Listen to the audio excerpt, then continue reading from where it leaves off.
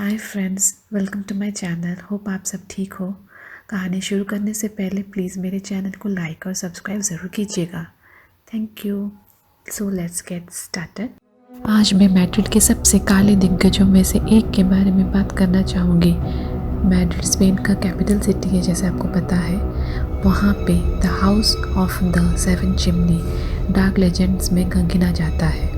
Plaza del रे के ठीक बगल में हम एक पुरानी हवेली के बारे में बात कर रहे हैं, जिसके अग्रभाग में 4 स्तंभ और छत पर 7 चिमनियाँ हैं। आजकल इसका उपयोग कल्चरल स्टेट सेक्रेटरी के रूप में किया जाता है। मैड्रिड में इसे 7 चिमनी हाउस के रूप में जाना जाता है। हम आपको जिस लेजेंड के बारे में बताना चाह रहे हैं वो वर्ष 1520 की है। ऐसा कहा जाता है कि इस घर का नाम जिन 7 चिमनियों के नाम पर रखा गया है वो 7 पापों को रिप्रेजेंट करती है। लेकिन एक मासूम से दिखने वाली इमारत का संबंध 7 पापों जितनी बड़ी चीज़ से क्यों है? ये एक घर एक शिकारी द्वारा बनाया गया था, जिसने अपनी बेटी के लिए राजा कार्लोस V के लिए काम किया था। फिर भी कुछ लोग कहते हैं कि लड़की वास्तव में राजा के बेटे की प्रेमिका थी। लड़की का नाम एलिना था और भविष्य के राजा का नाम फिलिप II था। फिलिप ने ही एलिना के लिए हवेली बनाने का आदेश दिया था। घर बनने के तुरंत बाद एलिना ने ज़पाटा नाम के एक सैन्य कप्तान से शादी कर ली। क्योंकि स्पेन में युद्ध के बीच में था, फ्लैंडर्स के खिलाफ शादी के तुरंत बाद ज़पाटा को अन्य कई लोगों की तरह सैन क्विंटेंस की लड़ाई में लड़ने के लिए जाना पड़ा। जाने के कुछ हफ्ते बाद एलिना को एक पत्र मिला, जिसमें बताया गया था कि उसका पति युद्ध में मारा गया था। खबर से एलिना खाना और सोना बंद कर देती है। पति के खोने का दर्द उसे अंदर ही अंदर तोड़ देती है। रोने के कारण से उसकी त्वचा मृत सफ़ेद हो जाती है। उसके बाल उलझे हुए, लंबे नाखून और फूली हुई आंखें। कुछ का कहना है कि वो उदासी से मर गई, लेकिन कहानी यहीं ख़त्म नहीं होती। जाहिर तौर पर दूसरों का कहना है कि मरने से पहले उसने एक छोटी लड़की को जन्म दिया जो कभी नहीं मिला। वे ये भी कहते हैं कि वो उदासी से नहीं मरी, बल्कि उसकी हत्या कर दी गई थी और उसका शरीर पूरी तरह से चाकू के घाव से ढका हुआ था।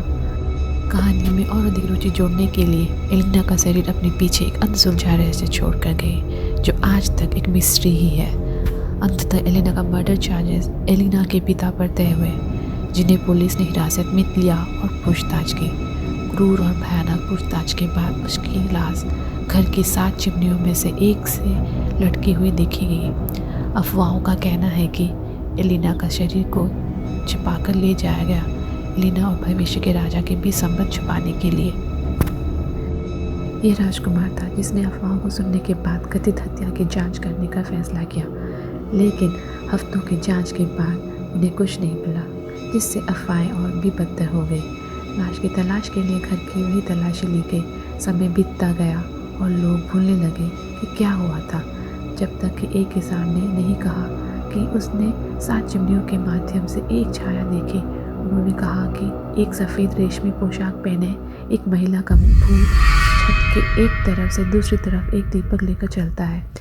जब वो अंत तक पहुंचती तो वो घुटने टेक देती और फिर वो अल्काजार की ओर इशारा करती थी, जो कि फिलिप II का महल था, जिसे सब अब ताज पहनाया गया था। वो मैंशन तब से खाली पड़ा था। 19वीं सेंचुरी में कास्टिलास बैंक ने इसे खरीद लिया। तब तक घर को छोड़ दिया गया था। इसका उपयोग करने में सक्षम होने के लिए इसमें कई बदलाव किए गए, जैसे सीवेज सिस्टम स्थापित करना, फर्श को बहाल करना पड़ा। उस आश्चर्य की कल्पना कीजिए जब फर्श को हटाने के बाद श्रमिकों को एक मानव कंकाल नीचे दबा हुआ मिला। उन्होंने पुष्टि करने के बाद ये पता चला कि ये कंकाल एक महिला का है। उन्हें फिलिप II की उम्र के कई सिक्के भी मिले। तो ये था रहस्य the house of the 7 chimneys का, जो स्पेन का एक डार्क लेजेंड में माना जाता है। होप आप सबको ये फैक्ट अच्छी लगी। ऐसे ही फैक्ट्स एंड हॉरर स्टोरीज़ के लिए प्लीज़ मेरे चैनल को सब्सक्राइब एंड बिल नोटिफिकेशंस में क्लिक ज़रूर कीजिएगा। फिर मिलते हैं नए स्टोरीज़ के साथ। Take care and bye.